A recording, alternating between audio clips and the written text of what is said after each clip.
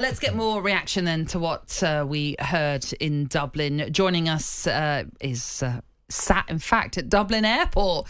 Thank you very much for joining us, Adrian Durham. How are you? Hi, I'm fine. I feel really relieved and happy and satisfied this morning because all those years ago when Ireland stole Tony Cascarino from England, we've finally got revenge for that. We've got our own back, so I feel very happy this morning.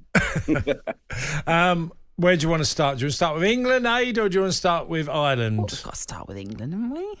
I'm easy, mate. You go where you want to go. It's fine. No, well, the thing that listeners don't know is I've just watched you while the news was on, and you two have so much fun on the show. It's just a joy to listen to. I absolutely love it. But you start where you want. Well, can I just say, we were talking about cricket, and Cass was saying, can you not catch the cricket ball in your shirt, effectively scooping it in your shirt as opposed to using your hands? And I was like, I don't think so, Cass, because that's kind of the equivalent of a handball in football. You can't do it. Yep. Cass is convinced. Can I give a little bit of a background? Because I'm watching the cricket in England playing yesterday, and I'm watching a Sri Lankan player try to catch the ball, and he drops it, and I was thinking, if you just pulled your shirt out and caught, can you catch it like that? I don't know enough rules about cricket. Anyway. So we got away from England, Ireland there. We've got way off topic. Let's get back onto the game then. First of all, let's talk England, shall we? Because we were all looking forward to seeing what Lee Carsley was going to bring to this new England team, bringing in new faces and some of them getting a debut, of course, last night. What did you see of England that you liked? The first half, there was some swagger in the first half. They created, I think, 6 big chances, more than they did at any game in the Euros. And I think there was a tired look to England by the end of the Gareth Southgate reign. So it was fresh, it was new, and I really enjoyed that. The fact that they won the game, the goals were really good as well. So, good passing moves, building up to some crisp finishing.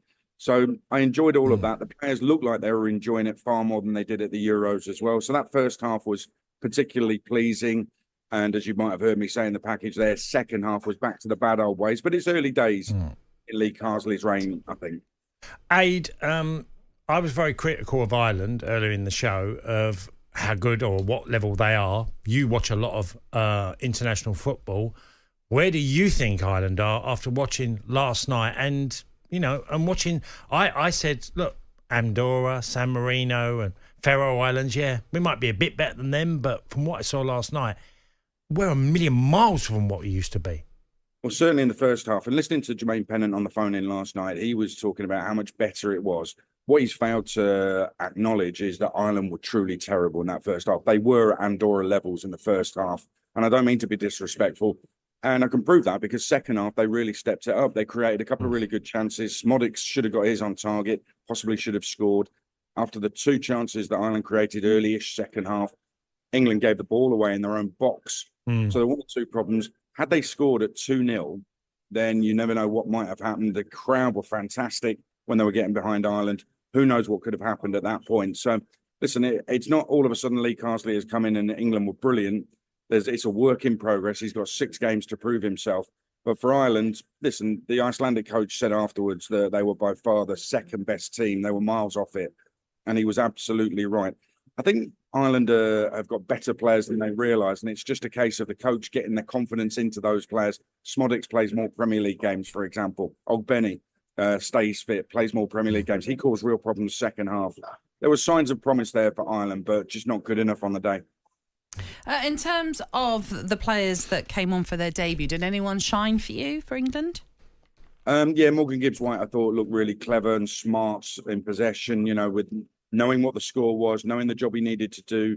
I thought he was particularly impressive. I enjoyed the role that he played when he came on. I think that the starting 11 in that first half all deserve a lot of credit. I also think it didn't come on, but second half, Colwill was given a good workout by Ogbenny, and I think he did okay against him. I actually think Ogbenny's rapid. I think he's a really good threat for Ireland, and I thought Colwill, out of position, stood up well to him. By the way, there were a couple of players out of position for England. Southgate would have been slaughtered for it. Second half performance, Southgate would have been slaughtered for it.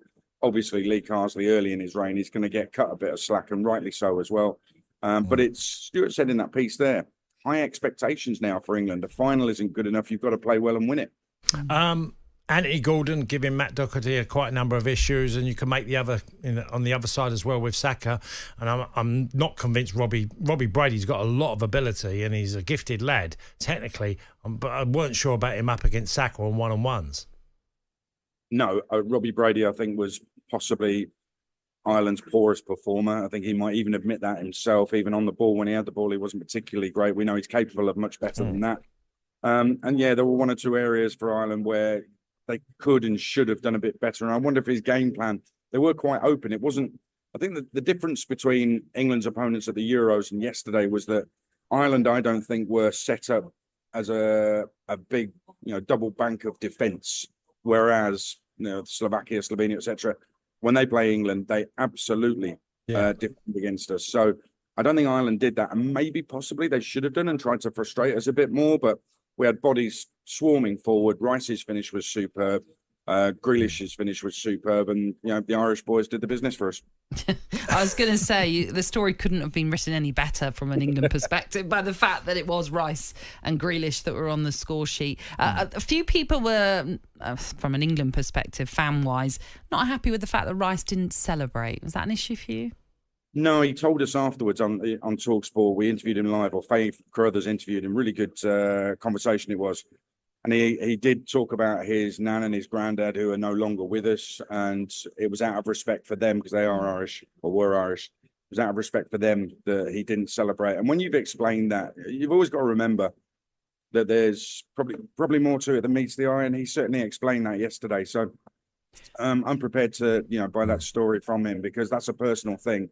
I thought it was respectful. It's a difficult situation, and more so than Grealish. He played 3 times in a full Ireland shirt, the senior Ireland side, and that obviously records with a lot of Irish. They made that perfectly clear yesterday.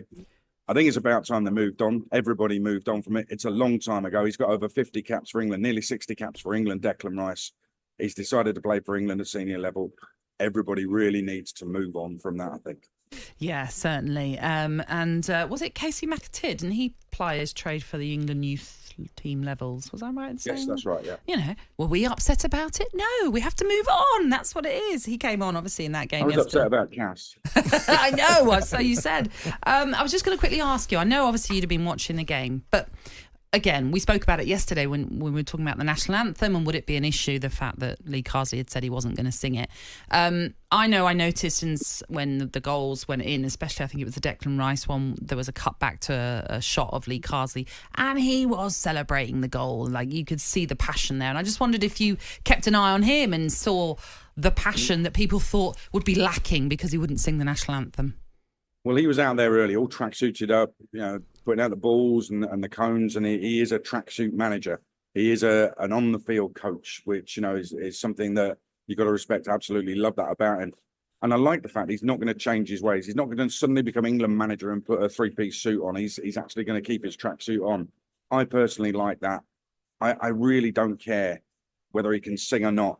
Actually, no, I am interested if he can sing, but I don't care if he can sing the anthem or not. I'd love to have a bit of karaoke with him just to see what he's like. But if he doesn't want to sing the anthem, then fair enough. It really doesn't bother me. Yeah. It's clear that he's passionate about the job. Who wouldn't be passionate about being England manager, regardless of what, nation you're from? He is English. Let's face it. He was born in England, brought up in England. He's worked his whole life, other than playing for Ireland, in England. He is English. It just so happened he had an Irish grandmother and could play for Ireland. So, again, I think it's a story that everybody at some point pretty soon will have to move on from. He cares about England because he's English. It's as simple as that. Looking at you, Cass. Similar story to yourself. I know Aid's got his opinion on this one. I'm a little bit different. So what do you mean? Well, playing for Ireland, you do have an allegiance to playing for Ireland, and so not totally. Yes, I'm born in England, and yes, I grew up watching England as well, but I was very conscious from a very young age of my Irish heritage. It was there. I went to an all-Irish school. I went to a Catholic school. My grandfather was from Mayo, and my mum, the O'Malleys and that side of it. Yeah. Yeah, but Cass, you can feel a passion and a commitment to two different nations. Yeah, Think about absolutely, Brazil. Aid. I'm not It's a disagreeing. cosmopolitan world, isn't it? Yeah. We interviewed the independent football writer Miguel Delaney yesterday, and his name says it all. He's half Spanish, half Irish, and he's in London. He's not confused. He knows exactly who he is. He knows how passionate he feels about Spain, Ireland. He knows how he feels about England as well. This is the modern world. People move about. People migrate. Yeah. People go to different countries, and they're born from parents. Countries as well, so that's the real world. People are going to have to get used to it. Yeah. Well, I mean, I'm half Bulgarian. I've talked about it before, and I'm an England fan, but obviously I want Bulgaria to do well as well. It's it's just how it is. talkSPORT Breakfast, waking you up Monday to Friday morning from 6 a.m.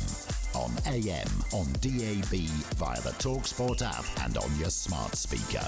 talkSPORT.